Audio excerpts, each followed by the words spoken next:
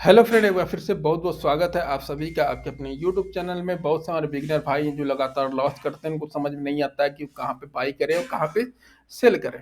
तो इस वीडियो में आपको दो ऐसे इंडिकेटर्स के बारे में बताऊंगा जो आपको परफेक्ट रेजिस्टेंस और सपोर्ट दोनों जोन बताएंगे। आप सपोर्ट पे बाई कर सकते हैं कॉल को और रेजिस्टेंस पे बाई कर सकते हैं पुट को। ठीक है, तो सिंपल आपको यहाँ पे इंडिकेटर पे आ जाना है। ये ट्रेडिंग व्यू का प्लेटफॉर्म है और यहाँ पे आपको इंडिकेटर पे आ जाना है। इंडिकेटर पे क्लिक करने के बाद आपको सिंपल सर्च बार में सर्च करना नडारिया, NADARAYA। ठीक है, ये नडारिया जब सर्च करेंगे तो ये पहला वाला ये आ रहा है इंडिकेटर, उस पर आप सिंपल एक क्लिक कर देंगे। क्लिक करने के बाद आपको एक दूसरा इंडिकेटर ऐड करना है, RSI।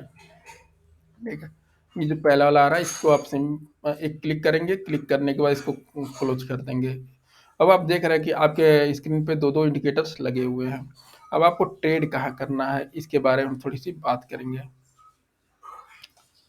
पहला नंबर देखिए, ये नडारिया का ये जो इंडिकेटर लगा हुआ है इसमें दो बैंड बने हुए हैं। रेड कलर में लोअर बैंड है और ब्लू कलर में अपर बैंड बना हुआ है। ठीक है, सिंपल लोअर बैंड और अपर बैंड के नाम से हम इसको बात करेंगे। देखिए क्या होता है, यहाँ पे मार्केट ओपन हुआ, इस कैंडल में ओपन हुआ और एक कैंडल ऊपर बना करके फिर ये गिर गया। क्यों गिर गया? इसके दो कारण हैं। दो कारण ये है कि ये जो कैंडल बना हुआ है ये बैंड के बाहर बना हुआ है। ठीक है, बैंड के बाहर तो भाई चलेगा नहीं, कि उसको बैंड के अंदर आना पड़ेगा। तो ठीक है, तो इसलिए अंदर आने के लिए अगर दो ग्रीन कैंडल बने हुए हैं और बैंड के बाहर गया है तो तीसरा कैंडल रेड बनेगा, ये कंफर्म है। तो आप यहाँ पे चाहे जब ये कैंडल बैंड के बाहर है तो आप यहाँ पे पुट को बाई कर सकते थे। ठीक है, क्योंकि उसको अंदर आने के लिए रेड होना पड़ेगा।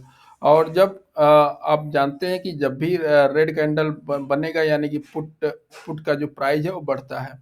ठीक है, तो यहाँ पे आप अपर साइड में आप चाहें तो यहाँ पे पुट को बाई कर सकते हैं, क्योंकि ये कैंडल बैंड के बाहर है, इसको अंदर आना पड़ेगा। और देखिए कितनी अच्छी एक गिरावट हुई है आपकी, नीचे से ऊपर से बैंड को क्रॉस करते हुए ये सीधे लोअर बैंड के आसपास तक चला गया और यहाँ पर भी देखिए ये बैंड के बाहर निकल गया है। बैंड के बाहर निकलने का मतलब ये होगा कि इसको अंदर जाना पड़ेगा। भाई बैंड के बाहर तो चलेगा नहीं, तो इसको अंदर जाना पड़ेगा। तो अंदर जाने के लिए इसने ग्रीन कैंडल बनाए है। यहाँ पे चाहे होते तो आप पुट को कॉल को बाई कर सकते थे। ठीक है, चलिए, तो ये एक पैटर्न हो गया। दूसरा पैटर्न आपको बता दें कि चलिए एक चीज़ और मैं आपको बताता हूँ RSI का यूज कहाँ होता है। यहाँ पे देखिए ये कैंडल्स बाहर निकल गए हैं। ठीक है, और RSI का ये जो लाइन है, ब्लू वाली लाइन है, ये कहाँ पे 70 के ऊपर है, यानी 73 74 के आसपास की है ये।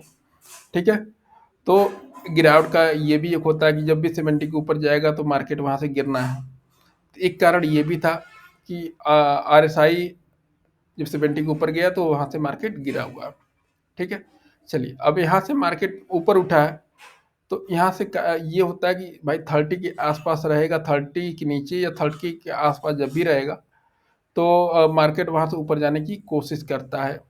ठीक है, एक कारण ये भी था कि RSI का जो लाइन है वो 30 के आसपास था, इसकी वजह से मार्केट ऊपर गया। ठीक है, दूसरा कारण ये था कि बैंड के बाहर निकल गया था कैंडल, उसको अंदर जाना था, इसलिए ये ग्रीन कैंडल बना करके ये ऊपर गया। ठीक है, अब आपको कोशिश ये करना है कि यहाँ पे देखिए आप कम से कम बिगिनर हैं तो ये कोशिश कीजिए कि ये 10 बजे तक आप ट्रेड ना लें, क्योंकि बहुत वोलेटिलिटी रहती है। ठीक है, तो लेकिन इसके अलावा ये कोई नियम नहीं है कि आप ना ट्रेड करें। आपको ट्रेड करने की इच्छा है तो अपने पैटर्न पे ट्रेड करें। अब यहाँ पे देखिए यहाँ मार्केट गिरा हुआ, अगली कैंडल बनते हुए ये अपर बैंड के आसपास तक गई है। कोशिश करें कि यहाँ पे आप जब भी अपर बैंड के आसपास या जब भी टच करने की कोशिश करता है तो वहाँ पे अगर ऊपर बन रहा है तो आप पुट को बाई कर सकते हैं और स्टॉप लॉस जस्ट थोड़ा सा ऊपर आप लगा सकते हैं। ठीक है, वहाँ से देखिए ये टच करने के बाद अपर बैंड के आसपास जाने के बाद फिर ये मार्केट नीचे गिरा हुआ है। ठीक है, यहाँ पे देखिए लोअर बैंड को टच करने के बाद फिर मार्केट ऊपर गया है और फिर अपर बैंड को टच करने के बाद थोड़ा सस्टेन किया, सस्टेन करने के बाद फिर ये मार्केट नीचे आ गया है। नीचे जाने के बाद फिर ये ऊपर गया है। मतलब कहने का मतलब ये है कि ये आपके निचले बैंड को टच करेगा तो ऊपर बैंड तक जाने की कोशिश करेगा, और ऊपर कहीं टच करेगा तो फिर वो निचले बैंड के पास आने की कोशिश करेगा। ठीक है। उसके अलावा उसके अलावा जब कभी भी जैसे मान लीजिए बैंड पतला है, हल्का सा पतला है, तो कोशिश करें कि यहाँ पे आप एक जब ये टच करके नीचे गिर रहा है, तो वहाँ पे आप अगर बिगिनर हैं तो आप ट्रेड ना लें, और पतला रहेगा तो फिर ये इसको गिरना है। जब भी पतला बैंड होता है और गिरते हुए ये अगर डाउनफॉल में हो रहा है, जैसे जो ये इंडिकेटर बना हुआ वो गिरते हुए पैटर्न बन रहा है, तो आप इसको गिरने की संभावनाएं रहती हैं। ठीक है। उसके अलावा अगर कभी भी बैंड के बीच में कैंडल्स चल रहे हैं, ठीक है, कैंडल बन रहे हैं और बैंड के बीच में ही रह रहा है, तो आप वहाँ पे ट्रेड ना लीजिए, क्योंकि वो साइडवेज मार्केट होने की संभावनाएं रहती हैं। ठीक है। और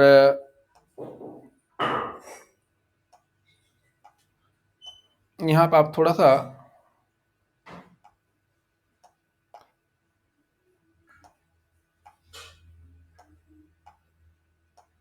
यहाँ पे देखिए, ग्रीन कैंडल बना हुआ है, लेकिन क्या है कि बैंड के नीचे बना हुआ है। ठीक है। तो अगला कैंडल ये बैंड के अंदर चला गया। ठीक है। अभी देखिए यहाँ पे मार्केट गिरा हुआ है, लेकिन क्या हुआ, अब आप कहेंगे ये टच नहीं किया हुआ। ठीक है। तो कभी कभी क्या होता है ना कि अमेरिकन बाजार में जब गिरावट रहती है, तो जो ये चार्ट बनते हैं वो हमारे हिसाब से नहीं बनते हैं। ठीक है। चार्ट जब भी बनेंगे तो हमारे हिसाब से नहीं बनेंगे, क्योंकि गिरावट का दौर अमेरिकन बाजार में था। तो वहाँ पे समस्या ये होती है कि आपके आपके हिसाब से आप सोचेंगे कि यहाँ पे चार्ट में टच करे फिर गिरे तो फिर मैं सेल करूँगा। तो अगर आप बिगिनर हैं तो कोशिश करें कि ऐसे पैटर्न में ट्रेड ना लें तो ही बेहतर है। क्योंकि यहाँ पे देखिए, यहाँ पे मैं इसलिए मना कर रहा हूँ क्योंकि आरएसआई की जो लाइन है ये भी 30 के नीचे या आसपास चल रही है। ठीक है। 30 के नीचे जब भी चलेगी तो ये संभावना रहती है कि यहाँ से बाउंस बैक करेगा, यानी कि यहाँ से मार्केट ऊपर जाने की कोशिश करेगा। लेकिन क्या हुआ कि ये अमेरिकन बाजार जो गिरावट के दौर में थे, गिरे हुए थे, इसकी वजह से हमारा इंडियन मार्केट भी गिर रहा था। ठीक है।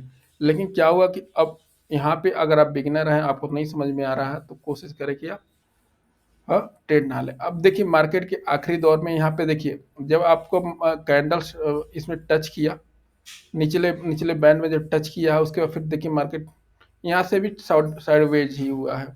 ठीक है। कारण ये है कि यहाँ पे थोड़ी जो आरएसआई की लाइन है ये भी 30 के आसपास ही थी। ठीक।